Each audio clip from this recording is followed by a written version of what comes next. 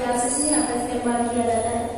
आज हम 7th class का लेवल 2 वर्कशीट के बारे में मालूमात हासिल करेंगे। वर्कशीट 6 है हमारा लेसन में ग़िज़ा के अज्जा और हमारा सब टॉपिक है मुतवाज़िन ग़िज़ा बैलेंस फूड के बारे में हम मालूमात हासिल करेंगे।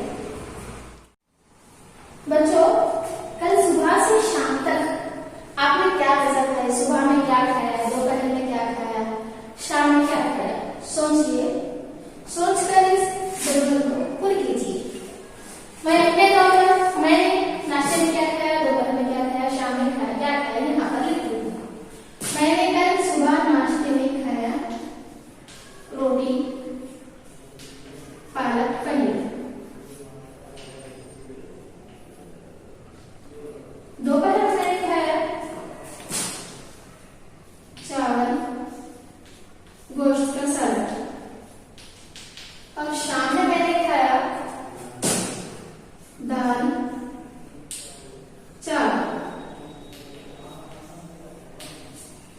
इसी तरह बच्चों, आप लोग ने कल सुबह दोपहर शाम अपने नाश्ते में, ज़ोराने में, शाही में क्या खाया इस जदवल में लिखिए।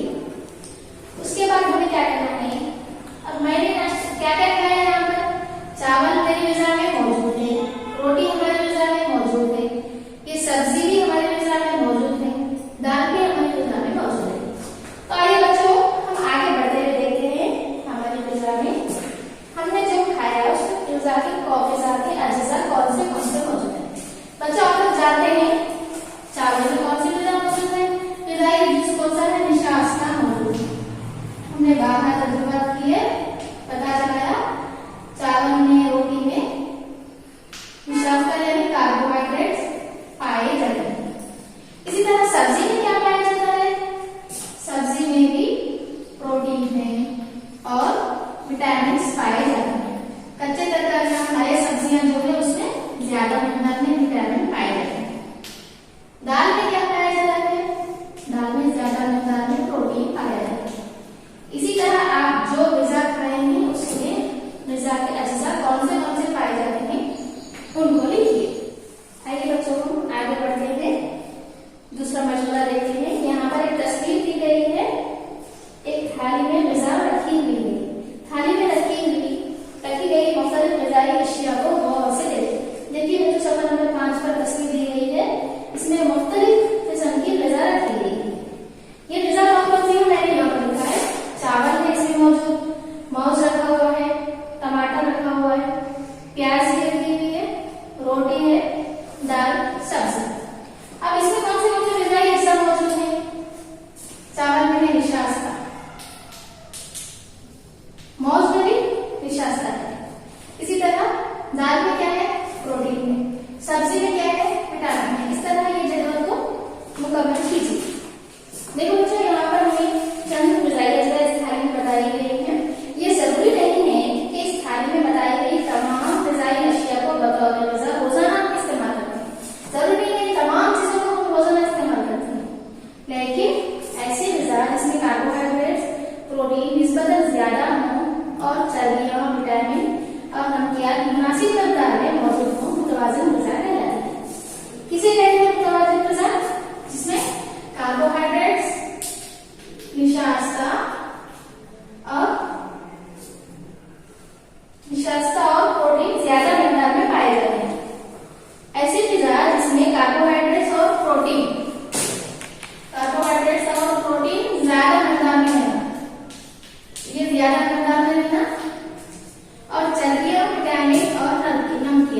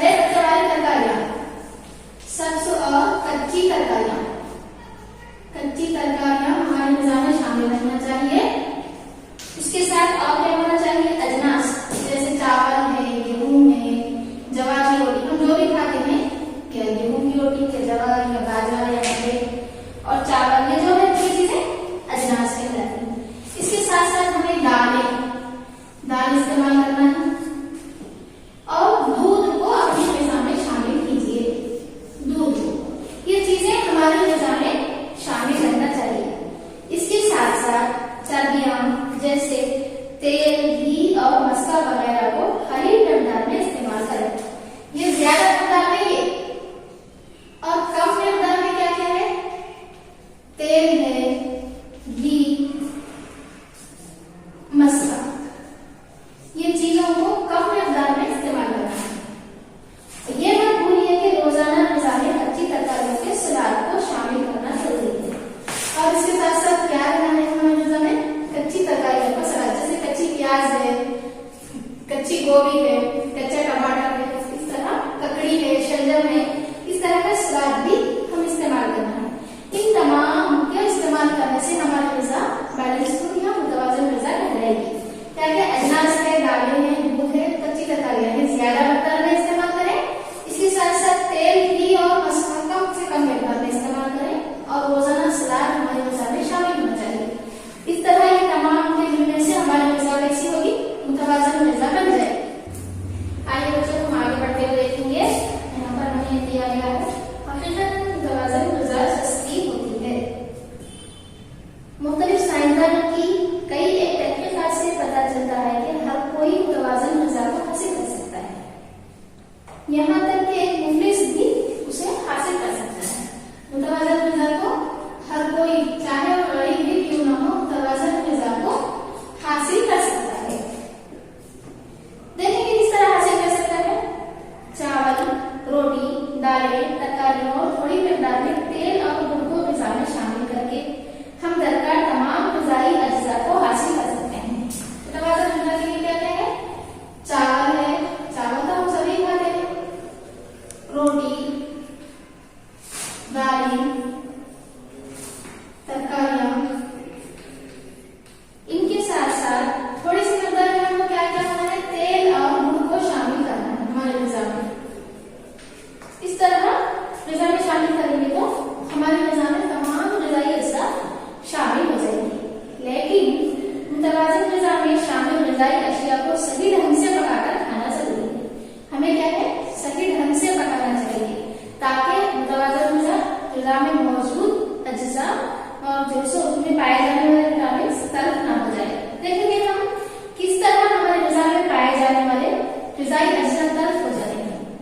ग़िज़ाई अशिया को ज्यादा उबालने, तलने, भूनने और बार-बार गर्म करने से इसमें मौजूद ग़िज़ाई अज्जा तल्फ हो जाते हैं। ग़िज़ाई अशिया को हम बार-बार गर्म करें और ज्यादा तल लें और ज्यादा भून लें और ज्यादा उबाल लें तो इससे क्या होगा? ग़िज़ा में मौजूद ग़िज़ाई अज्जा तल्फ हो जाते हैं, यानी खत्म हो जाते हैं। बार-बार गर्म नहीं करना चाहिए, बहुत ज्यादा डीप फ्राई नहीं करना चाहिए, बहुत ज्यादा नहीं करना चाहिए, बहुत ज्यादा उबालना भी नहीं चाहिए। इससे क्या होगा? उसमें पाए जाने वाले मखमियात, ग़िज़ा में तरकारियों में पाए जाने वाले मखमियात खत्म हो जाते हैं।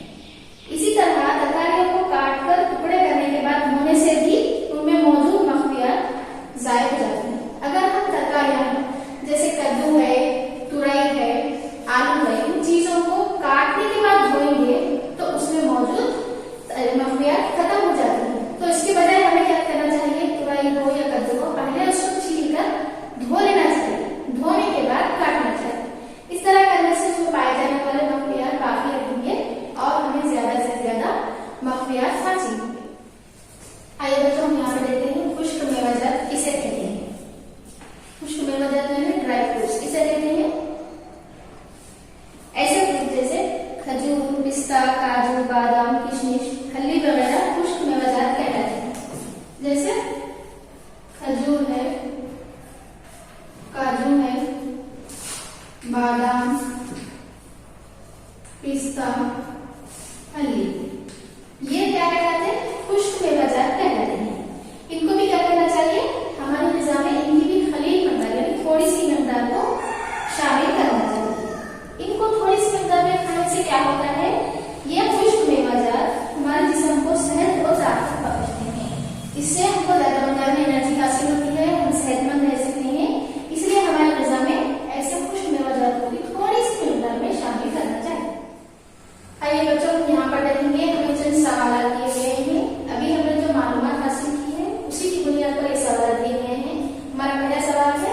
मुतवाज़न ग़िज़ा किसे कहते हैं?